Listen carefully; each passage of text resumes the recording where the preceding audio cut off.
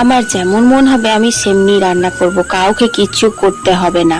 আমার শ্বশুর মশাই প্রত্যেক দিন সকালবেলাতে একটা ব্যাগ নিয়ে বেরিয়ে যেতেন বাজার করতে, নানান রকমের সবজি মাছ নিয়ে ঘরে ফিরতেন। একদিন এখন কি করেছেন, ছোট্ট ছোট্ট চারাপোনা মাছ নিয়ে এসছে। আর শাশুড়ি মা একদম পছন্দ করেন নাই ছোট ছোট মাছগুলো। দেখেই তো ওনার গা পিত্তি জ্বলে গেছে, বলছে বাজারে আর মাছ ছিল না, এই ছোট ছোট মাছগুলোই নিয়ে আসতে হলো। তখন শ্বশুর মশাই একটু মেজাজে ছিলেন, তো বললেন যে করবে তো করো, নাহলে ওই কুয়ো আছে কুয়োতে ফেলে দাও। তো বলাই যা আর বলে তো বেরিয়ে গেলেন, কিন্তু কি আর হয় বলো, কুয়োতে কি আর মাছগুলো ফেলে দেওয়া যায়? তো আমি দেখলাম না, শ্বশুর মশাই আর শাশুড়ি মায়ের তো একটু ভুনসুটি হয়ে গেছে। তখন আমি একটু জিজ্ঞাসা করলাম, মা ঝাল টাল করবে কি, কিছু সর্ষে টর্ষে বাটতে হলে বেটে দেবো? তখন আমি প্রেগনেন্ট ছিলাম, এই বিয়ের 6 মাস পরেকার কথা হচ্ছে।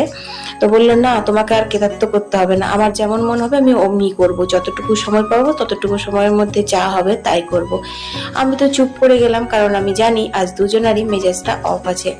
যাই হোক, কথায় কথায় ঘরের সমস্ত কাজগুলো সারতে লাগলেন টুকটুক করে। তখন আমাদের খুব জলের কষ্ট ছিল, বাইরে টাইম কল থেকে জল নিতে হতো। তো সেই জল টল ভরতো, একদিকে রান্না বান্না করতো, আমার দেখে খুব খারাপ লাগতো, কিন্তু কি করব, তখন তো আর আমিও সেই সব কাজগুলো ঠিকঠাক করে করতে পারতাম না। একে তো ছিলাম নতুন বউ, তারপর অল্প বয়স ছিল, তারপর ছিলাম প্রেগনেন্ট।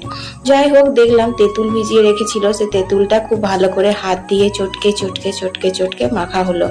তারপর বীজগুলো ফেলে দিল। তো সেই সময় আমার খুব জিভে জল আসছিল, মনে হচ্ছিল একটু খেয়ে দেখাই যেতে পারে। তারপর কড়াইয়ে সর্ষের তেল দিয়ে মাছগুলোতে নুন হলুদ মাখিয়ে এক এক করে ভাজতে লাগলো। রাগের মাথায় করছিল বটে, তবে যাই বলো আর নাই বলো, রান্নাটা কিন্তু খুব টেস্টি হয়েছিল। তাই ভাবলাম আজকে এই রেসিপিটাই তোমাদের সঙ্গে শেয়ার করা যাক।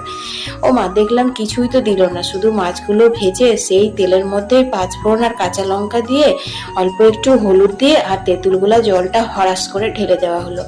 ব্যাস, না কোনো মশলা না কিছু। হ্যাঁ, স্বাদ মতো নুন মিষ্টি পড়েছিল। তারপর মাছগুলো দিয়ে ভর ভর করে ফুটিয়ে দেওয়া হলো। যখন মাছগুলো দিয়ে ফুটে উঠছে, তখন দেখলাম গোটা কয়েক পিস আমের আচার তার মধ্যে দিয়ে অল্প একটু আচারের তেলটা ঘুরিয়ে দিলেন, তারপর ঢাকা দিয়ে দিলেন। তারপর যখন খেতে বসেছি, তখন বন্ধুরা তোমাদের কি বলবো, কি স্বাদ কি স্বাদ, সেই স্বাদ তো এখনো মুখে লেগে আছে।